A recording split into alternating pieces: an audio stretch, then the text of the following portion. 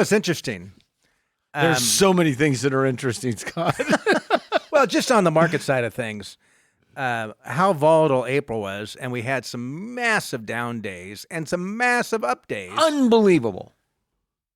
There was a headline. Head spinning. There was a headline that this was going to go down to the worst April since whatever. I don't know. Sometime. That's the news cycle tries to pump those things out, and then 4 days later, we're back above.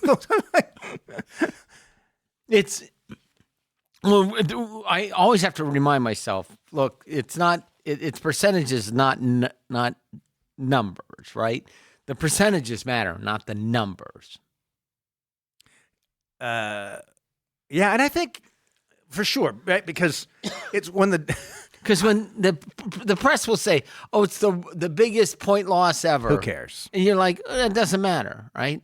I could say like I lost 20% of my body weight, but if I weighed 2,000 pounds, what's the big deal? Right. You lost 20 pounds. Yeah. Same kind of, yeah. I mean, when I like to, and if you've listened to the show for a while, I brought this up a number of times because for me, it's an anchor that helps me remember about the importance of focusing on the long term and not the short term. When I started in this industry, July of 1990, the Dow Jones Industrial Average was roughly 2,600.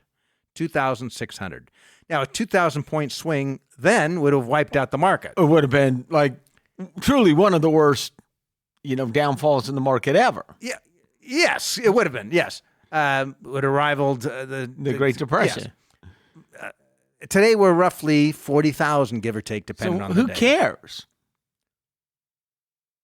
As a percentage. But I like the fact that you anchor on that because it reminds you constantly, look, this is the cost of the returns. We've got to focus on the longer term and not get too caught up in the short term. Yeah. And I think with the political instability, is that what we want to call it? Whatever. What do you want to call it? Not really. What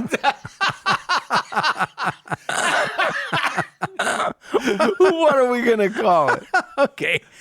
I think that's the only way you can Let's call it political instability. Correct. Like where are all these tariffs going to shape out?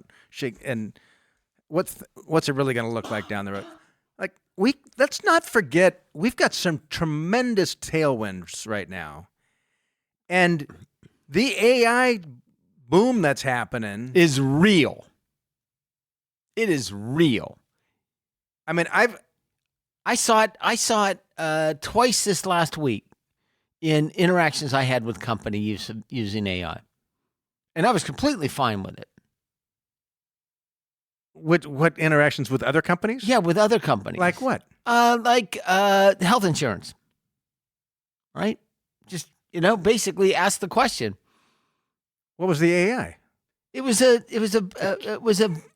vocal chatbot. Okay. Well, yeah. When you get to the point that you feel more confident in that than you do the call center overseas.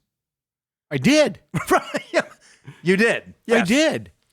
And when we look at it, just even in our own organization, I'm just watching some of the tools that our advisors are using now that are making their lives so much more simple. Here's the other place I saw it. I saw it dealing with an insurance company, but this is the thing I saw. I talked last week or the week before about how I've had some medical issues. I go into the primary care physician as a follow-up, and he says to me, look, we're experimenting with this new AI. It's going to record our whole conversation and summarize it for me. Are you okay with that? And I said, absolutely. So the whole conversation I'm having with the doctor, the primary care physician, about my health care, he gets a summary of it afterwards. So before he'd leave the patient and then do the dictation. It's in real time. We have the tools here at Allworth. That's our advisors using now. I understand. An automatic tool. Not only is it summarized, it'll write an email follow up. It'll literally place tasks, whether the tasks are internal stuff or it's assigned to other people. And this is just scratching the surface. And so, and it's not. I don't think the play is with the chip companies, right? NVIDIA or whatever. The value is the applications of these and what it's going to mean for productivity. Yes. Which will enable companies to do more with less. Yes. Which can bring down costs, right? At first, companies will try to maximize their profits. But after a while, other competitors enter or somebody lowers the price, and then next thing you know, everyone's lowering their price to keep up. Yes. It's real. And quite frankly, if we didn't have that tailwind, tremendous tailwind, and it feels to me very much like the early .com, if we didn't have that tailwind, I'd be much more concerned than I am today. But there isn't as much hype around this as there was the .com, though. Well, so much of that was hype in the early days. Yeah, it was terrible. It was awful. I just remember thinking, please end the .com. And I'm not feeling that about the AI. Because, no, of course, very different thing. Yes. Well, that was the. By the way, if you're an individual, if you pride yourself on picking individual securities, I would strongly encourage you to look at your return based upon an equivalent index. Yes. So if you own all tech stock, then maybe you should be comparing yourself to a growth portfolio or concentrated tech portfolio. Yeah. ETF or fund. Or if you're owning value. Because I'll never forget in the year 2000, 1999, the NASDAQ was up 85% that year. 85% in 1 year, the NASDAQ was up. What year was that? 1999. Oh, that was the year I couldn't wait to end. Right, because nothing was making any sense. But and of course, we know the story. What happened to the NASDAQ? The next couple of years fell by 70%, I believe, somewhere in there. I remember a client was bragging about his day trading because day trading was still relatively new then, and he had returned, I think it was 76% in his tech stocks the year prior, and he was talking about how great he did and why was he hiring folks like us with the. We had great returns that year, but not like the NASDAQ because we were diversified. No, because we're diversified. And so he's bragging about this. I says, really, 76%? That's me. I said, I don't know how to break it to you, but you waste. Not only did you waste all this time, you wasted a bunch of money. January 1, you could have thrown everything in the concentrated the QQQs and had a higher return with doing zero trading at all. You know, Scott. So all of my boys have business degrees. My 3 boys have business. They all degrees. went and studied business. Yeah, all 3 of them studied business, but 2 of them. Has your youngest graduated yet? Yes, but he went back to become a marriage and family counselor. That's right. So he's re-entered the. I think he really likes school. I don't blame him.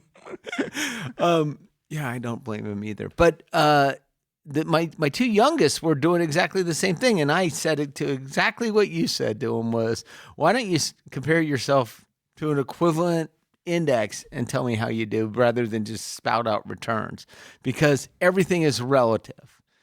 And they quit day trading right after that. They just bought the index. Oh, is that right? Yeah. They just said, we realized it's not, they do a little bit, dabble a little bit, but it's funny. Anyway, it is funny. Yeah. All right. As my son tells me yesterday, he's putting 50% of his pay into his 401k, his Roth 401k. Oh, because he makes so little money? He's making a little more now. You get 50%. Well, he's telling me like cash flow wise, and again, I was trying to, and he's got some money saved. I was again trying to remind him like, it's like taking your savings and throwing it in an account where it's going to be tax deferred forever. And but I wasn't at the point I was going to have too much conversation or in depth on that. Like, how's he like flying the plane? I was out and we're going to go to calls here in a minute. We'll get off personal stuff. He loves it. He's a pilot for JSX. That is kind of like a regional.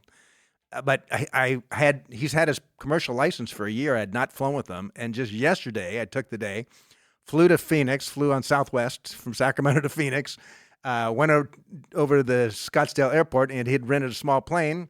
And the 2 of us went up. I watched him do the whole checklist and speak in the foreign language to the tower and all that stuff. Oh, how fun was that? Yeah, it was great. Yeah. He says, Dad, you want to do a stall? And I said, no. He says, it's no big deal. I said, no, I don't. And I'm thinking, I don't want you trying to show off to your father. Like I'm sure you know how to do all this stuff. Like I don't. Like it's just How fun was that? great. Well, that had to feel great as a father. Of course. Yeah. It was great. Yeah. Super fun. We didn't crash. That's good. He thought the landing was a little bumpy, but Did he? whatever. Yeah. Yeah, some thermals and all that. He wanted me to fly the plane, so I did. It's like a joystick thing. Oh, you did. Yeah, it was a nice little plane. Whatever. Anyway, enough about that.